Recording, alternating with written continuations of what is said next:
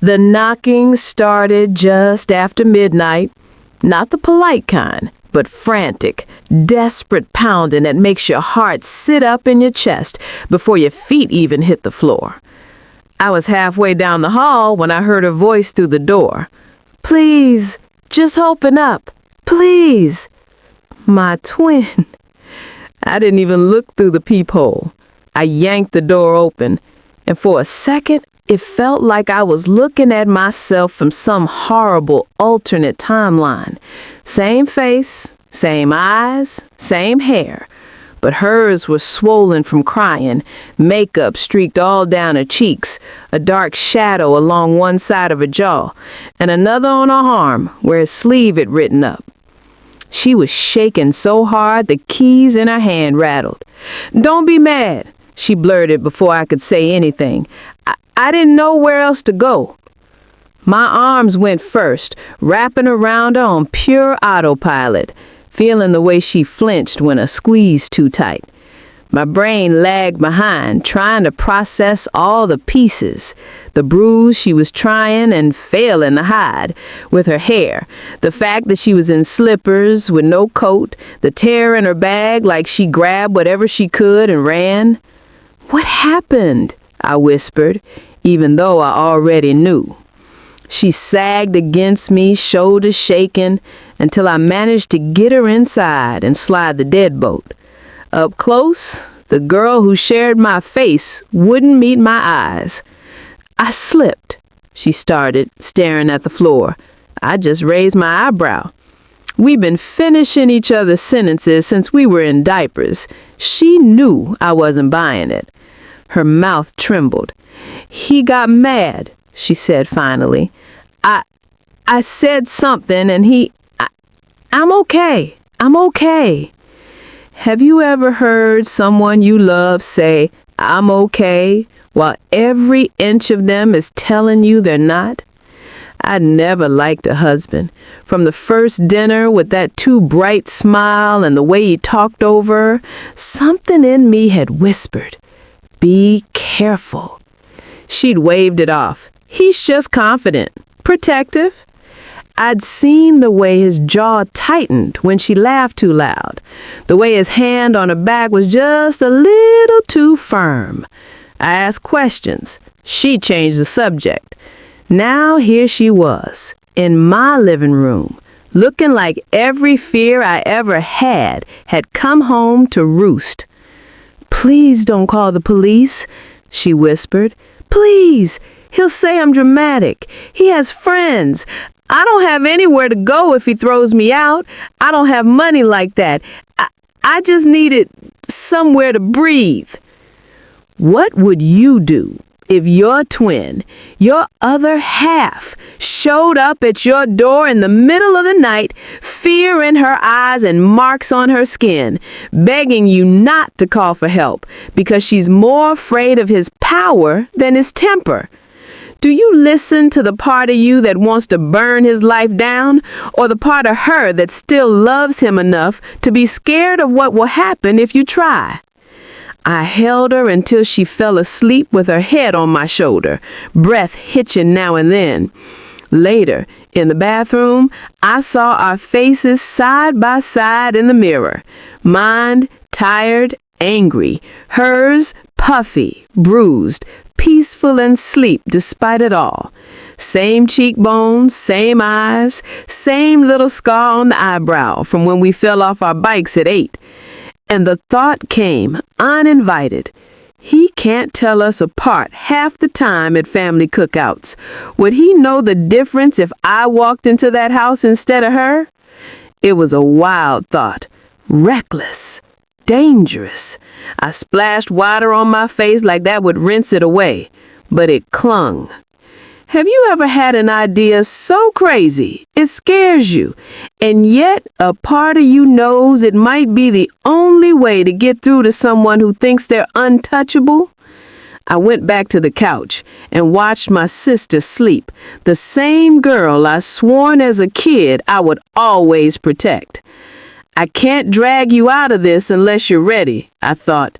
but I can walk into it for you, just long enough to make sure he never does this to you or anyone again. That was the night the plan rooted itself in my mind. I didn't just hand her tissues and say it'll be okay. I started making quiet calls to a lawyer, to a friend at a shelter, to someone who could get me a tiny hidden camera. I tucked the blanket tighter around my twin and looked at our reflection one more time. "He thinks he knows you," I whispered. "Tomorrow, he's going to meet me instead." People always say twins are the same. But from the time we were little, the only thing my sister and I shared more than a face was a promise. We grew up in a small house where our mother did the best she could and our father showed up when it suited him.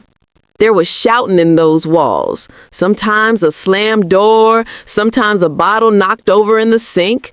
The two of us would crawl into the same twin bed, whispering under the covers, and I'd tell her, "One day, we're getting out of here. No man is ever gonna make us feel this small again."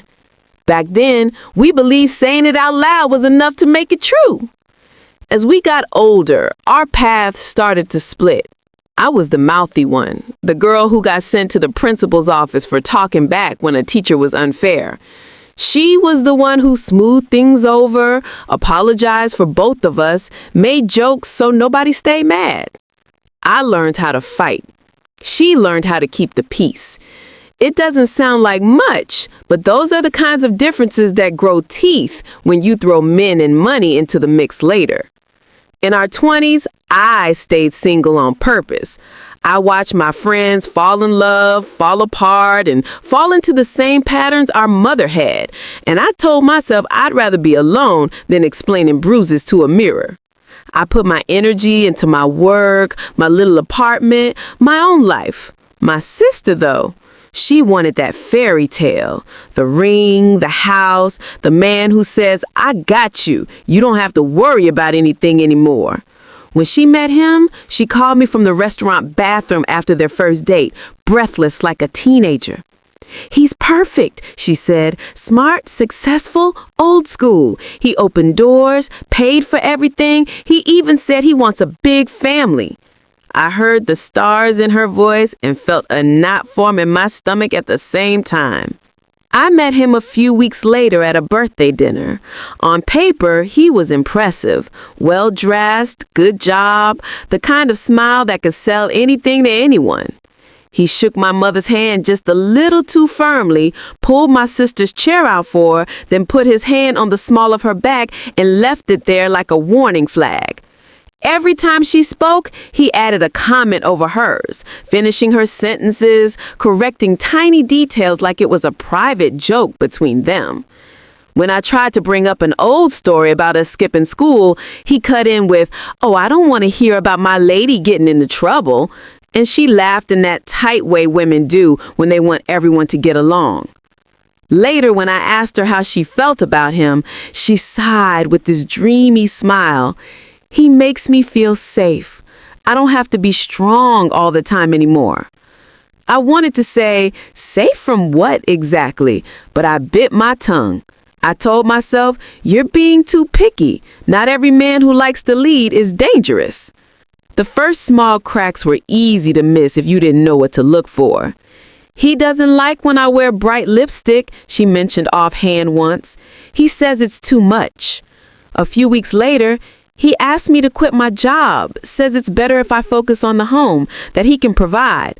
When I raised an eyebrow at that, she rushed to add, "It's not like that. He just wants to take care of me. You know how you always said I was tired of doing everything alone? This is the opposite." Then came the comments about me.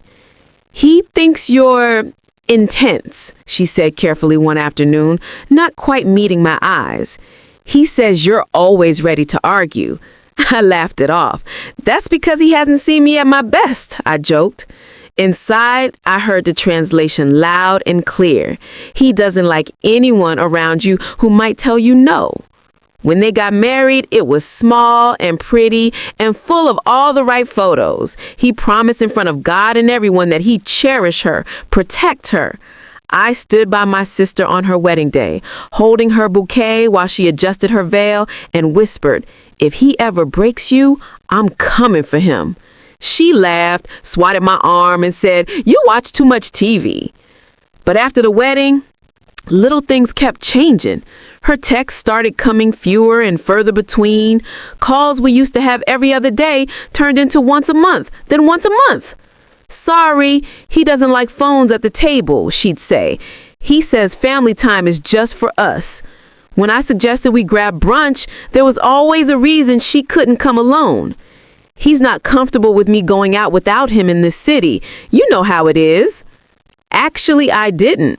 I'd lived in the same city for years and managed to get around just fine without someone tracking my every move. The first time I saw a mark on her, I remember exactly what she said.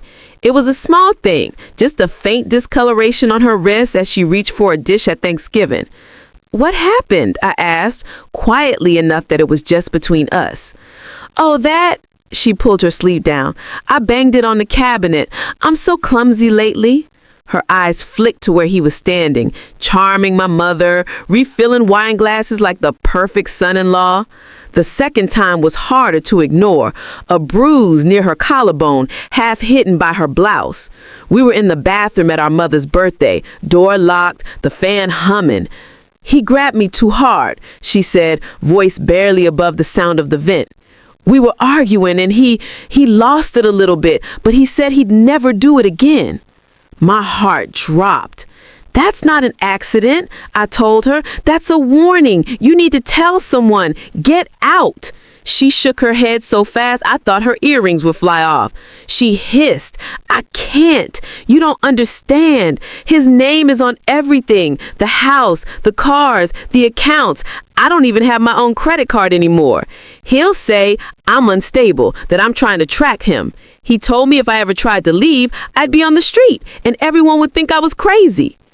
"What do you care what everyone thinks if you're safe?" I asked. She looked at me like I just admitted I didn't know how breathing worked. She said, "Because safety isn't just a roof. It's not being alone." That sentence told me exactly where we were different. I'd rather be alone than unsafe. She'd rather be unsafe than alone. I tried to intervene in small ways. I offered her a job at my workplace when there was an opening. "You could get some money of your own," I pushed. "Just a few shifts. Say you're helping out." She hesitated, then shook her head. He'd see the pay stubs. He'd say, "I don't trust him. You don't know how mad he can get." I suggested counseling. She said he didn't believe in airing dirty laundry. I suggested she come stay with me for a break. She said he'd never allow it, then corrected herself, he'd never understand. The words changed, but the meaning stayed the same. Bit by bit, he cut me out too. He changed their number for privacy and only gave it to immediate family. Funny how I, her literal twin, somehow fell outside that circle. If I wanted to see her, it had to be at their house when he was home with him perched nearby like a guard dog. "We're just busy," she'd say, smile too bright, eyes a little too tired. I'd leave those visits with my jaw tight and my hands empty, feeling like I just tried to rescue someone from behind glass. In the beginning, I yelled. I told her, "You're in trouble. You need to get out." She'd shut down, pull away, not call for weeks. I learned to stop pushing so hard with my words and started keeping my eyes open instead, watching, waiting, hoping I was wrong, dreading the day I'd find out I wasn't. That day came with that midnight knocking. By the time she showed up on my doorstep, bruised and shaken, this wasn't a brand new nightmare. It was the monster I'd seen shadows of for years, finally stepping fully into the light. And underneath the rage I felt at him, there was a nasty little thread of guilt at myself, because I'd known enough to be afraid, but not enough to save her before it left marks you couldn't hide from foundation and long sleeves. Sitting on my couch in the dim light of my living room, a cup of untouched tea cooling between her hands, my sister finally started to talk in a way she hadn't for years. The first thing she said that made my stomach drop was, "This wasn't the first time." I'd suspected that, but hearing it out loud hit different. She didn't give me a neat movie-style timeline. It came out in pieces like puzzle fragments. The early days when the worst thing he did was check her phone and get jealous if she didn't answer fast enough. The first time he blocked the doorway during an argument, arms braced on either side so she couldn't walk past him without brushing against him. The moment he convinced her to put her name on nothing, "It'll be easier for taxes, babe, trust me," until she woke up one day and realized the house, the car, even her phone plan were all under his. "He says no one would believe me if I ever tried to tell," she whispered. "That I sound crazy when I get emotional, that I exaggerate. He calls me dramatic, unstable. Says if I leave, he'll tell everyone I'm the one who snaps." The bruise on her face had been the last in a line of accidents that weren't accidents at all. The reason she ran this time was because when she tried to walk away from him, he followed her down the hall, shouting, knocked a picture off the wall, and said very calmly, "Next time, I won't be so careful." That word, careful, made my blood go cold. "We going to the police," I said immediately. "Tonight." She grabbed my hand like I'd suggested we walk into a fire. "No," she said, "you don't understand. He knows people. He plays golf with half the department. He donates to the chief's charity. He'll find out. He always finds out." I wanted to say, "That's paranoia," but then I remembered the stories we'd grown up on. The aunt who tried to leave her cop husband and ended up the villain in her own neighbor's eyes. The women at church who whispered about what would happen if they ever spoke up. Still, I pushed. We called a hotline together, the one I'd saved in my phone after the first time I saw a mark on her wrist and didn't know what to do. A calm voice asked gentle, practical questions. Did she feel safe returning home? Did she have somewhere confidential to stay? Was she willing to file a report tonight?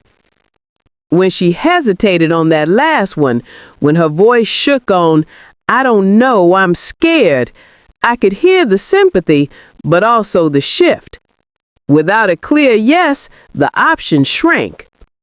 We were given resources, numbers for shelters, legal aid, counseling. It was better than nothing, but it wasn't the cavalry charging in to fix everything. "They can't do much unless you're ready to sign papers," the advocate said. "We'll support you whenever you are, but we can't force you." We went to urgent care, told them she'd fallen, watched the nurse's eyes sharpen even as she marked the chart the way my sister insisted. "If I put anything else, there'll be a report," the nurse said quietly once we were alone. "If you want that, I'll stand behind it, but you have to want it." Again, that same flinch, that same "I'm not ready." We sat in my car in the parking lot afterwards, the engine off, our breath fogging the windows. "I don't have anything," she said. "No savings, no job, no credit. If he decides to freeze me out, I can't even get an Uber on my own card. He told me if I leave, he'll drag me through court until I'm bankrupt, and then everyone will know our business. What if they don't believe me? What if I lose and he gets angrier?" I hated that her worst-case scenarios sounded so plausible. She wasn't imagining things. She was living in a system built to work slowly, while he had the power to retaliate quickly. The main conflict wasn't just him versus her.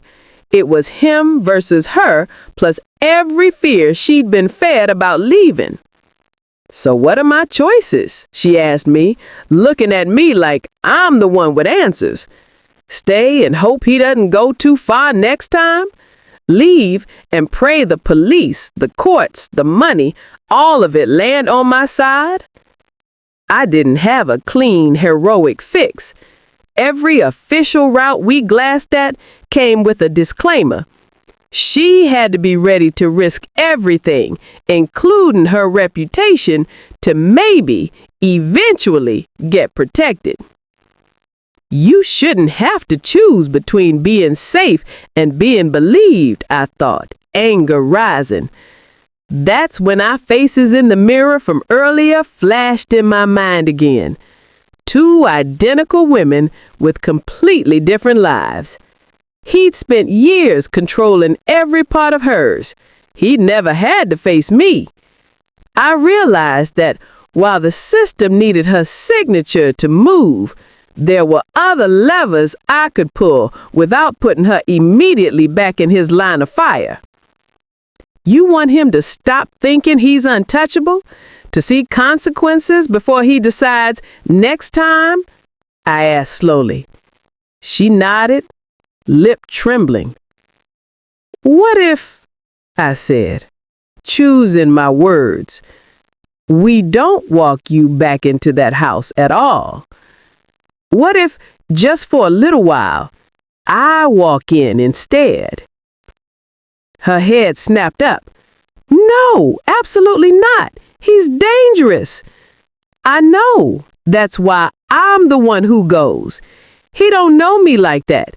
He knows his version of you, the one who apologizes, who believes him when he says no one will take her side. He don't know what happens when I decide I'm done playing nice. It sounded insane, even to my own ears. Who volunteers to step into a house where violence lives? But the more we talked, the clearer the core problem became. As long as it was just her word against his behind closed doors, he'd always be able to gaslight her into staying and charm everyone else into looking away. If someone went in who wasn't invested in keeping the peace, someone who looked exactly like her but played by different rules, maybe I could drag enough of his truth into the light that the next steps wouldn't depend on him letting her go. The main conflict in that moment became less about how do I get my sister out and more about how do we get enough proof and enough leverage that leaving doesn't feel like tossing her life into a shredder. My idea was reckless. It was risky. It was absolutely not the sort of thing any hotline or advocate would recommend. But looking at my twin on my couch, bruised and terrified, and still half in love with the man who put her there, every reasonable option felt like leaving her to slowly drown while I canceled all my meetings and prayed the lifeguard would eventually notice. I wasn't willing to stand on the shore anymore. When an idea that dangerous comes out of your own mouth, your first instinct is to snatch it back. What if I walk in instead? I'd said. And the words were barely in the air before a part of me screamed, "Are you out of your mind?" My sister's reaction was immediate. "No," she said, shaking her head so hard fresh tears spilled. "Absolutely not. You don't know what he's like when he's really angry. I barely got out tonight. I'm not sending you in there to be next." "I'm not talking about moving in forever," I said. "I'm talking about buying you time, getting what we need to get you out for good. You can't keep living like this, and you just told me you're not ready to stand in a courtroom tomorrow, so we do something in between." She hugged the throw pillow to her chest like a shield. "He'll know. He's not stupid. He's smart about a lot of things," I admitted. "But seeing you, really seeing you, that's not one of them. I thought about all the times even our own mother had to look twice to tell us apart, about how he'd once put his arm around me from behind at a barbecue thinking he was her until I turned and he jolted like he'd seen a ghost. He sees what he wants to see, I went on. The quiet wife, the one who doesn't talk back, the one who wears what he likes and apologizes for taking up space. I don't think it'll occur to him that you've got a double with a very different attitude. She looked at me like I suggested we rob a bank. And what? You gonna go in there and what? Pick a fight? That helps how? I shook my head. I'm not going there to fight him physically. I'm not trying to play superhero and get myself hurt. I'm going there to collect what you can't. Proof, patterns, his words, not just yours. So when you do say, I'm done, on paper, it isn't just your bruises and his friends' opinions against you. She went quiet, chewing that over, the TV flickering silently in the corner, lighting up our matching faces every few seconds. Have you ever noticed, I asked softly, how he acts different when other people can see him, when the pastor's around, when his boss is over? He can control himself when he cares about the audience. She nodded slowly. He never yells in front of his boss or his mother. Right. So what if we pick the moments when the right people are watching and we stop letting him pick the angles? What if instead of you shrinking so he won't explode, someone walks in who is not afraid to let folks see exactly what he's like? Her eyes searched mine, identical eyes, different lives sitting behind them. I don't want you to get hurt, she whispered. I don't want you to die in that house, I shot back, and immediately regretted how harsh it sounded. She flinched, but it was my honest fear. We sat in that heavy silence for a long minute. I don't want him to hurt anyone else, she said finally, voice cracking. If I leave and he finds some other woman to do this to, it'll be my fault for not warning her. His choices are his, but if you're asking whether we can do something that might stop him from ever feeling that comfortable again, maybe we can. Planning the swap wasn't one big dramatic montage. It was a series of small, careful conversations over the next couple of days while she stayed in my apartment with the curtains drawn and my extra hoodie wrapped around her like armor. We started with safety. If we do this, you do not go back there, I told her.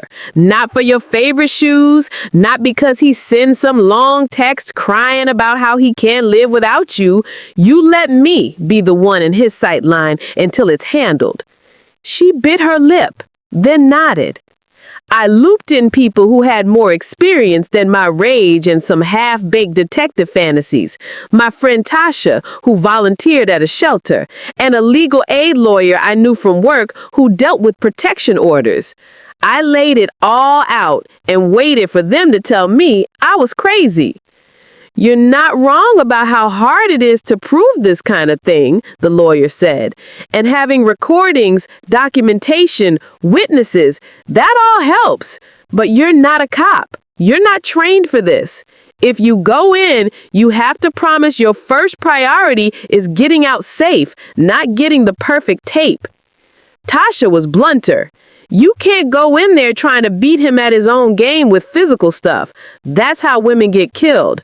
But using what he underestimates about you, about both of you, that's a different kind of weapon. We set up guardrails. I put a location sharing app on my phone so that my sister and Tasha could see where I was at all times.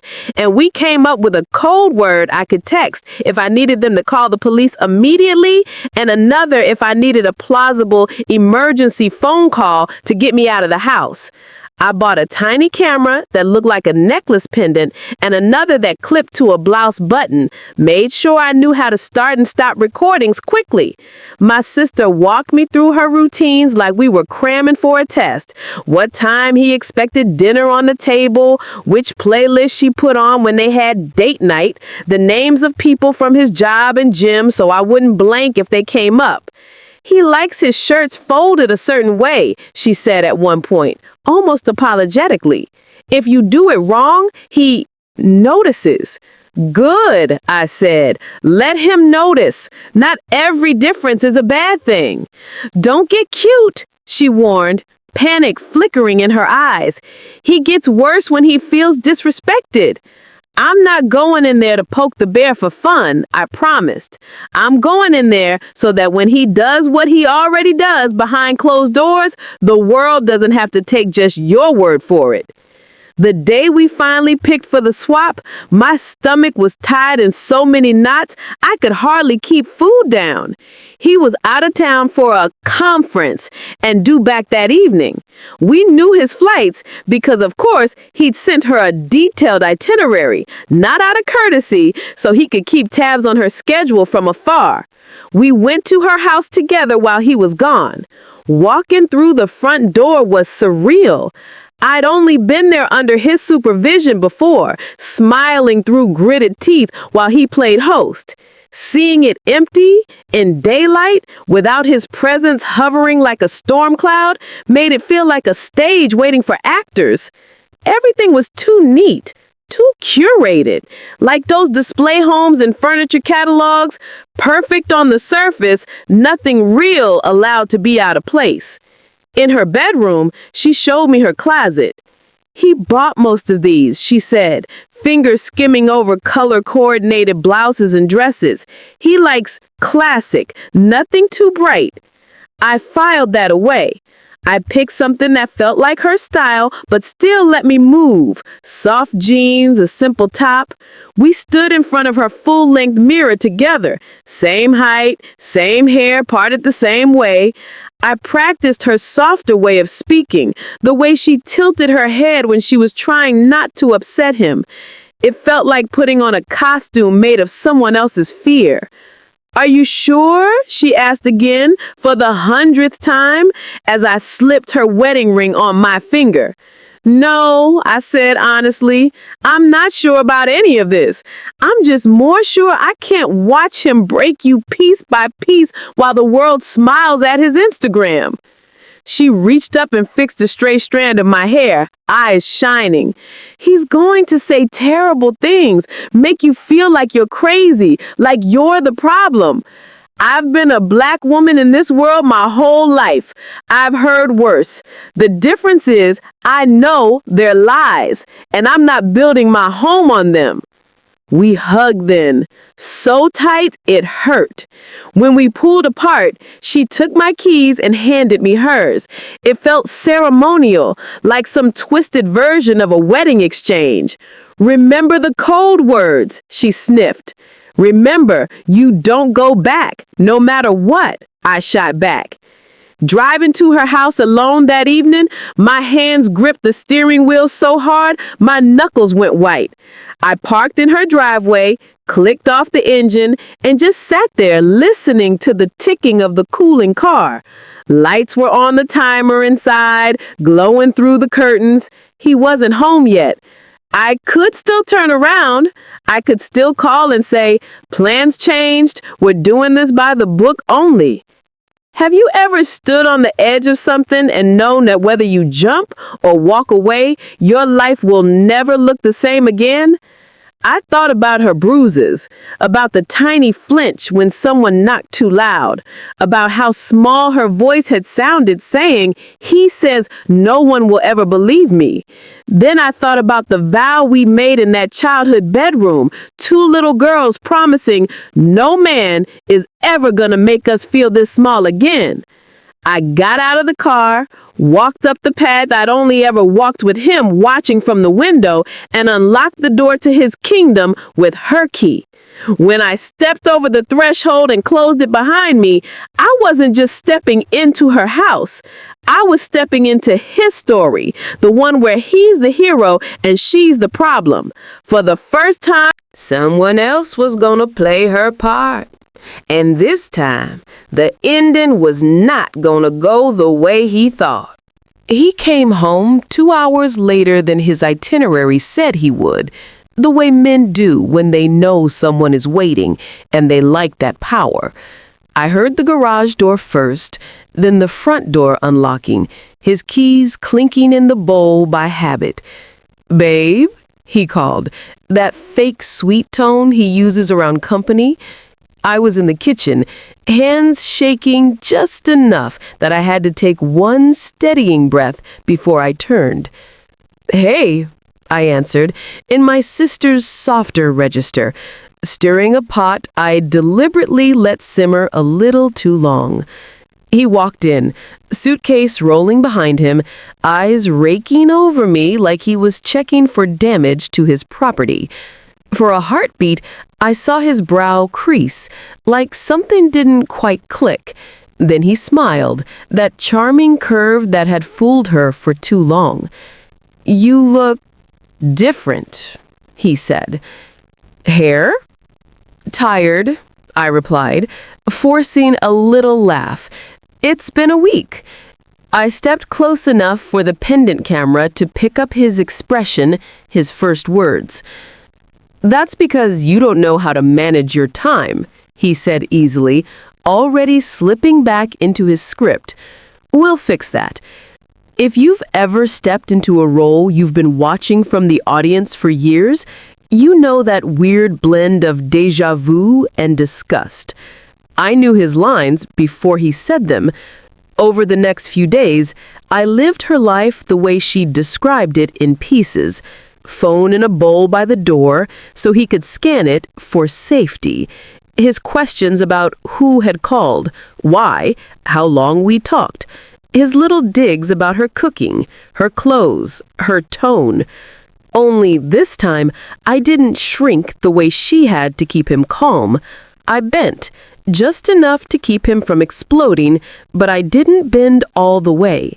When he demanded to see my phone, I handed it over, already scrubbed of my contacts and filled with hers, but with a few carefully staged messages from Mom and Sis that made it clear I had people paying attention.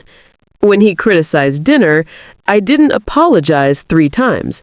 I said, "Then you can cook tomorrow," and held his gaze for half a second too long. Every night, as soon as he left a room, I hit record. Audio of him snapping, "You're lucky anyone puts up with you." Video from the pendant of his hand slamming down on the counter a little too close to my face as he leaned into his, "Don't test me." The first time he reached out like he might grab my wrist, I stepped back just enough that his fingers brushed air, then looked pointedly at the tiny camera on the bookshelf we'd installed while he was gone. "We're on Zoom with the book club at 8, I lied smoothly. "They can see us." He blinked, recalibrating, then dropped his hand with the muttered, "We'll continue this later." Already his world was getting smaller. There was someone in the house who didn't automatically flinch into silence. Someone who let his worst parts bump up against new, invisible walls. That was the living hell I started building for him. Not bruises, but mirrors. I turned his own games back on him in tiny ways. He'd always told my sister no one believed her dramatic stories. I invited his boss and his pastor over for a thank you dinner the following week. Told him I wanted to show off my improved hosting. He ate it up. Men like him love an audience. "Wear the blue dress," he instructed the night before, "and don't bring up any of that therapy nonsense. You make me look good. Got it?" "Got it," I said, while inside I thought, "You have no idea." The night of the dinner, the house gleamed. I cooked his favorite meal, poured drinks, played the part of the doting wife just well enough to lull him. The pendant camera was on. The tiny device in the plant by the TV was on. Tasha was parked down the street with my sister, both watching my location on their phones. The first half hour went exactly how it always did when he had people to impress. Him holding court, laughing too loud at his boss's jokes, the pastor complimenting our beautiful home. Then over dessert, I shifted.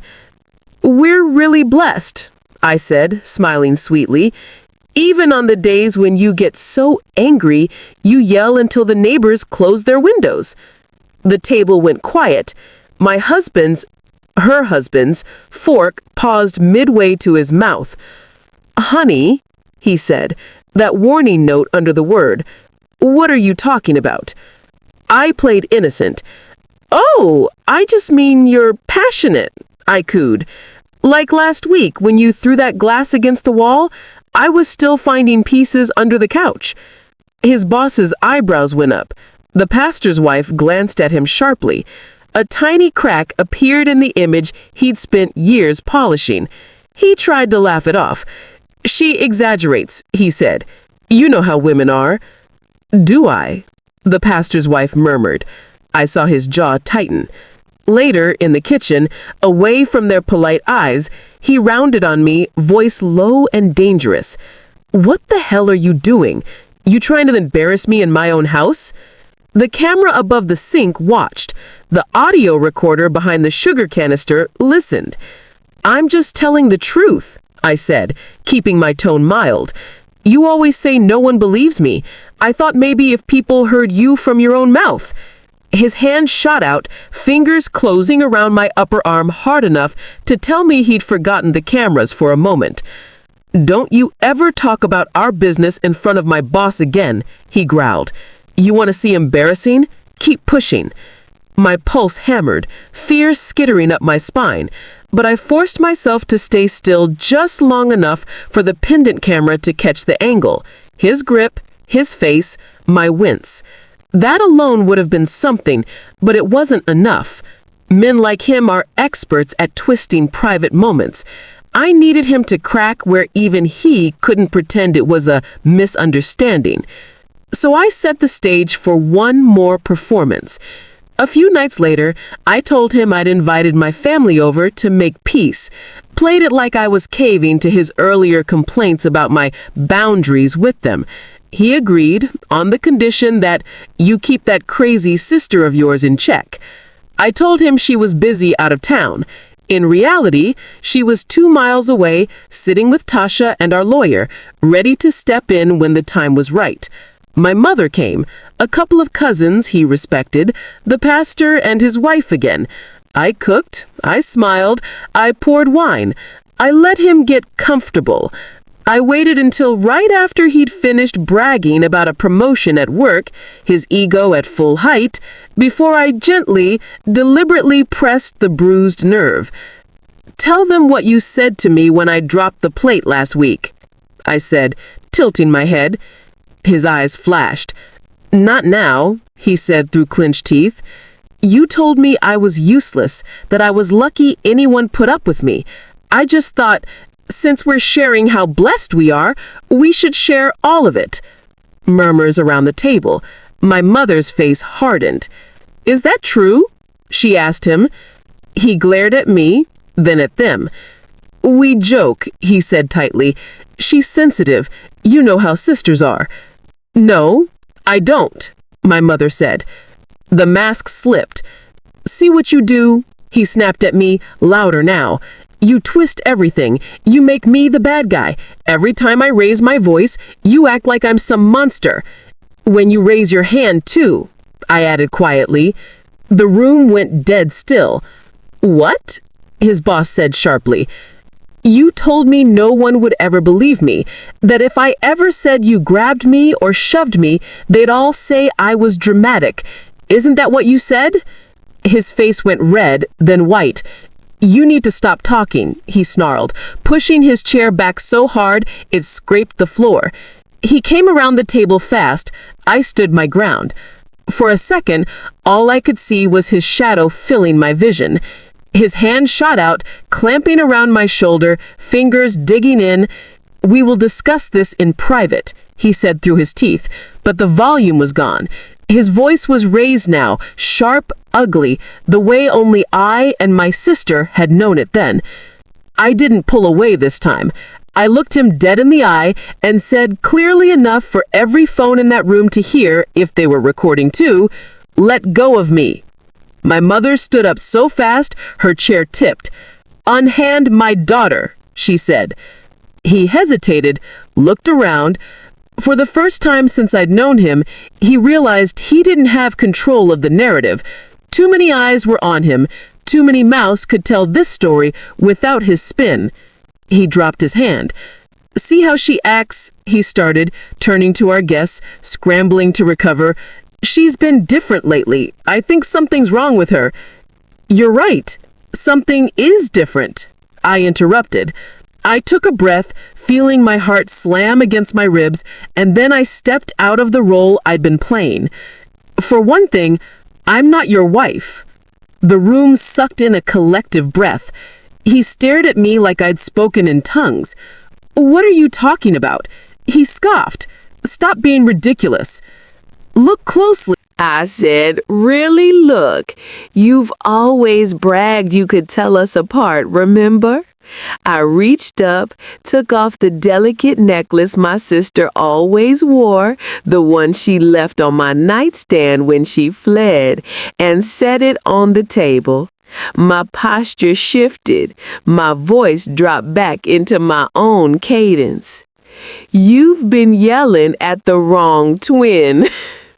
His eyes flicked from my face to my mother's, to the cousin's, to the pastor's wife whose mouth was hanging open.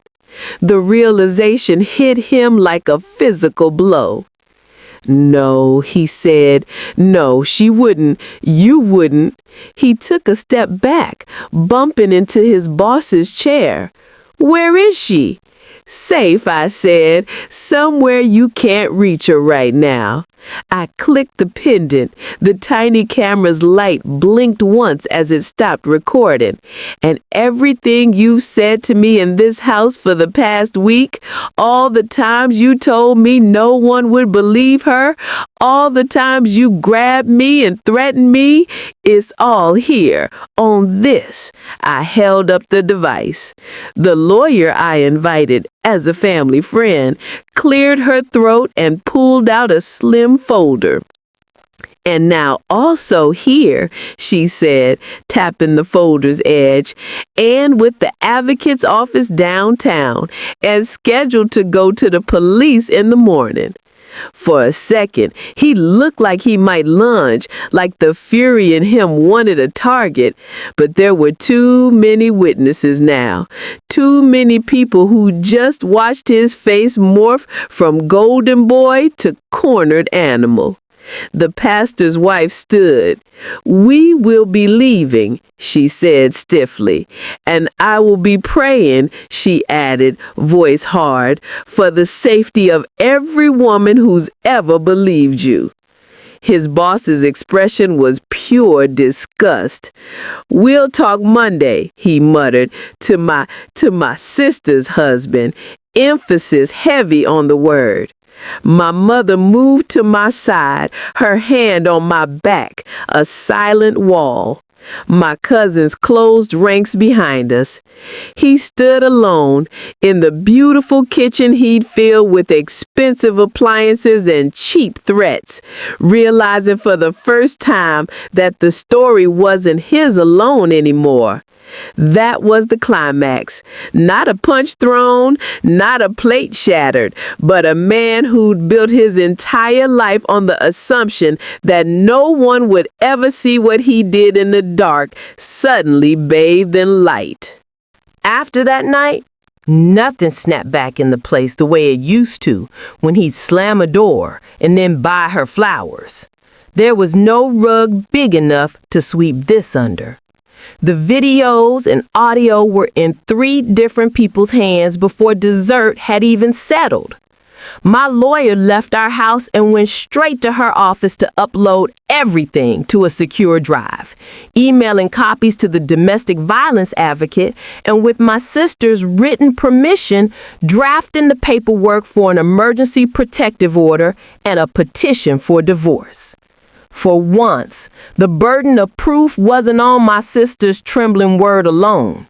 It was on his voice, his own face, his grip on my arm with half the church and his boss watching.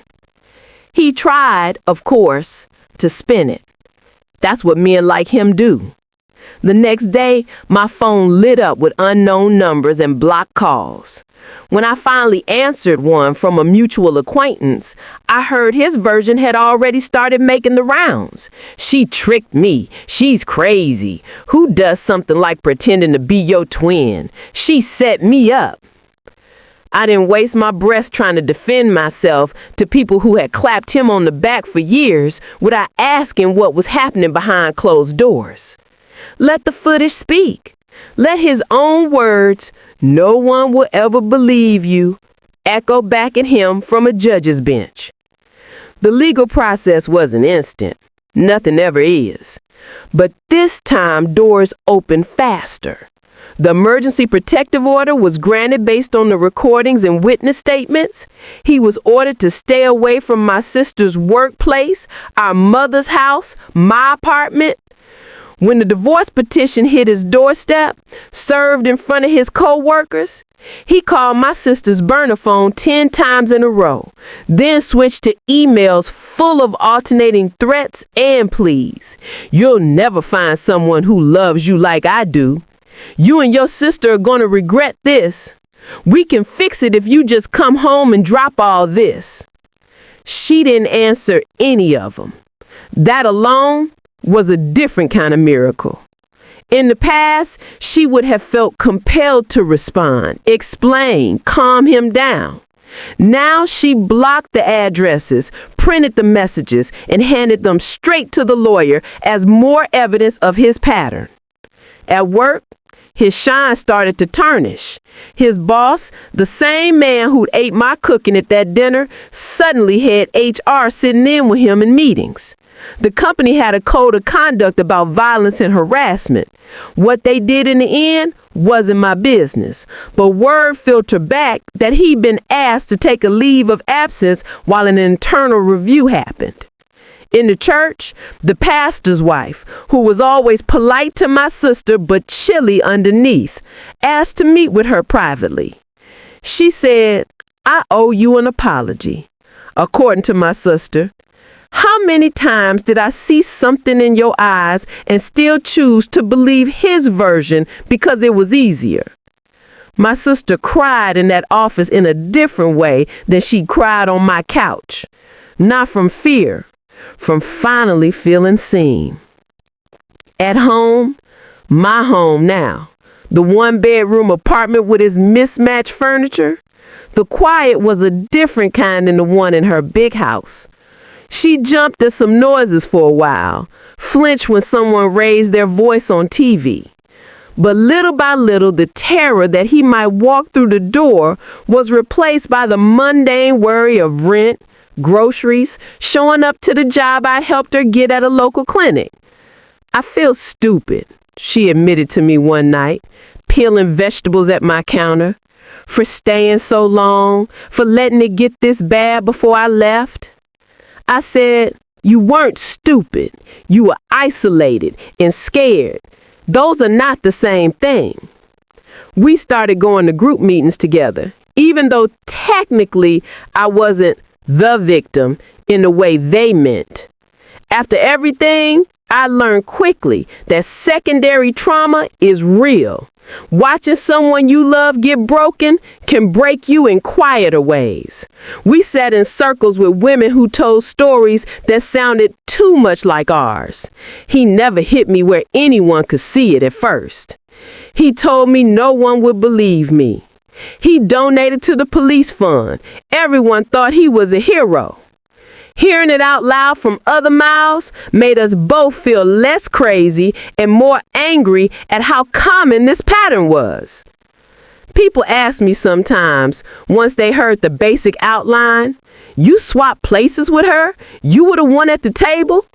If I felt guilty, if I thought it was extreme. You made his life a living hell, one cousin said, half impressed, half horrified. You ruined his reputation. I always answered the same way. He built his life on the lie that he could do what he wanted to her and still be seen as a good man. I didn't ruin that. I just pulled the curtain back. The hell I made for him wasn't pain for pain. I didn't lay hands on him. I didn't smash his things. His suffering came from being forced to live in a world where his actions have visible consequences, legal, social, financial. A world where people looked at him and saw the person my sister had been trying to describe for years. As for our relationship, the swap didn't magically glue everything back together. There were still hard conversations, nights where she snapped at me and said, "You got to leave. You got to go home." I had to go through years with him. There were times I got tired of being the strong one and admitted I'm scared too. I hear a car that looks like his outside and I still feel my chest tighten. But underneath all that, the old promise between us felt a little more real. Not no man will ever hurt us, because that's a fairy tale. But no man will ever hurt one of us without the other at least trying to stand between. I think about him sometimes, in that big house he thought he'd keep, along with his anger now, that it doesn't land on her by default. I don't feel sorry for him, but I don't relish his fall either. Abusers love to believe no one can touch them. The worst thing you can do is prove them wrong, not with fists, but with truth and support that stretches wider than their reach. If you'd have told me a year ago that I'd move into my sister's life for a week, wear her clothes, and trick her husband into showing his real face to the world, I would have said you were wild. I'm not saying anybody listening should run out and do what I did. It was risky. It could have gone bad in 100 ways. The only reason it didn't is because we didn't do it alone. We had a plan, a lawyer, an advocate, a small army of women who believed us before the cameras were ever turned on. What I am saying is this. If you are watching someone you love disappear behind someone else's smile, don't stop looking. Don't stop asking.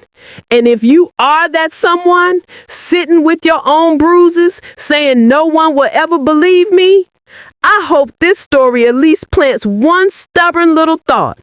What if they do? What if somewhere out there you have a twin in spirit, a sister, a cousin, a friend who is just waiting for you to knock on her door at midnight so she can say, "Come in. I see you, and we're not going to let him write the ending by himself." For a long time, I thought loving someone meant standing on the sidelines of their pain, holding a blanket and a first aid kit, waiting for them to stumble out on their own. I told myself, you can't live their life for them. You can't make their choices. And that's true. You can't.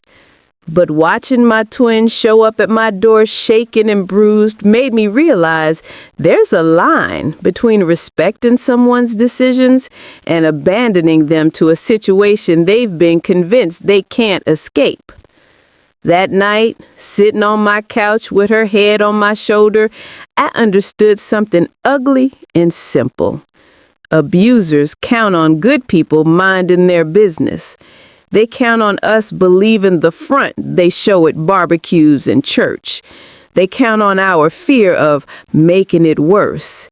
They count on the victim being too isolated, too tired, too ashamed to keep asking for help. They build their whole power on silence, hers and everyone else's. What I did, swapping places with my sister, was extreme. It was messy. It was dangerous. I don't say that to make myself sound brave. I say it because I need you to hear this clearly. The point of this story is not go play undercover agent in every violent house you see. The point is that the only thing more dangerous than doing something risky with a plan and support was doing nothing at all. The system did exactly what it always does when a scared woman whispers, "I'm not ready to press charges." It gave us pamphlets. It gave us phone numbers. It gave us options with asterisks. But it didn't walk into that house and stand between her and the man who hurt her. It couldn't. It's not built for that. It's built to react once you've already paid a higher price than you should ever have to pay. So we created something in between. Not vigilante justice, not blind faith in the process, but a way to drag the truth into the light where the process had something solid to stand on. I didn't make his life a living hell by hurting him. I made it hell by refusing to keep his secrets. I made it hell by making sure the next time he opened his mouth to charm someone, there was a question in their eyes he hadn't put there himself.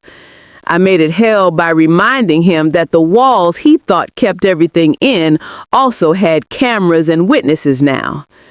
The revenge here wasn't about payback. It was about balance, about making sure my sister never had to walk into a station alone with nothing but he said, she said, and a bruise she'd already tried to hide.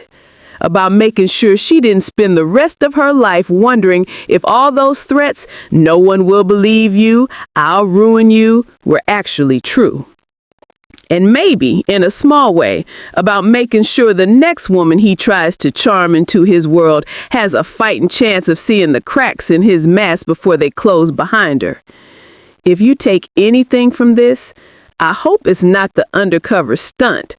I hope it's the way everything shifted once enough of us got involved. Once my sister wasn't carrying the story alone, it stopped being just her word and started being a pattern other people could see. Abuse thrives in isolation. It shrivels, slowly but surely, when you shine a steady, collective light on it. You don't have to have a twin to do that. You don't have to risk your body in someone else's war. Sometimes the bravest thing you can do is exactly what she did the night she knocked on my door. Tell the truth to someone you trust and let them help hold it. And sometimes if you're on the other side of that door, the bravest thing you can do is refuse to look away just because it would be easier to believe the smiling man at the cookout who shakes your hand and calls you sis. Loving my sister didn't mean saving her. I couldn't do that, and it's not my job. Loving her meant using everything I had, my voice, my face, my anger, my connections, to tilt the odds in her favor for once. It meant accepting that, yes, she had to decide to leave, but no, she did not have to gather every piece of proof and courage by herself while the world silently watched her drown. Would I do it again, knowing what I know now? Honestly, probably, but only with the same backup, the same planning, the same hard conversations about risk.